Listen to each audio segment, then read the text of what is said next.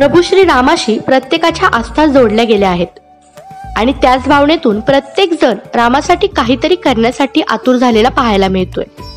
येत्या 22 जानेवारीला अयोध्येमध्ये प्रभू श्री रामाची प्राणप्रतिष्ठा होणार आहे आणि याच निमित्ताने देशभरातून अनेक जण आपल्या कला कौशल्यातून रामचरणी सेवा अर्पण करत असल्याचं पाहायला मिळतंय। त्याच भावनेतून पुण्यातील धायरीमधील एका महिलेने कुंदन मण्यांमधून अयोध्या राममूर्ती प्रतिष्ठापना सोहळा दर्शवणारी प्रतिमा साकारली आहे।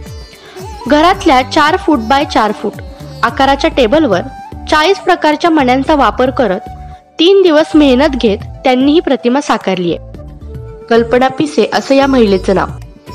त्या गृहिणी आहेत। रामसेवेत आपणही काहीतरी करायला हवं या विचारातून कुंदन आर्ट मधून राममूर्ती व अयोध्या राम मंदिर प्रतिष्ठापना सोहळा दर्शवणारी प्रतिमा साकार केली असल्याचं त्यांनी म्हटलंय। त्यांची ही प्रतिमा आता सर्वांचंच लक्ष वेधून घेतेय।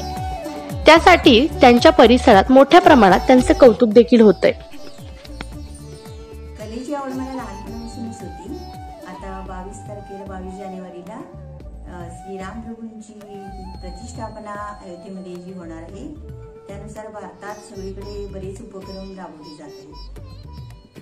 त्यानिमित्ताने मी पण श्री प्रभू रामचंद्रांची कुंदन रांगोळी काढायचं ठरवलं।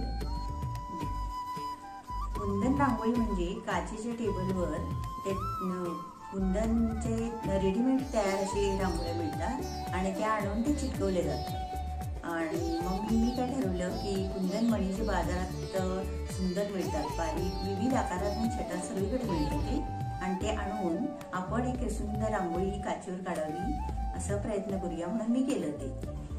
अशातूनच ही कलाकृती साकार झाली।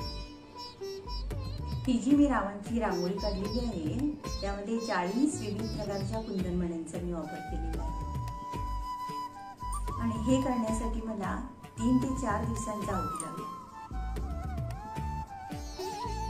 त्यातून मला श्रीराम प्रभूंची सेवा करता आली याचा मला आनंद आहे।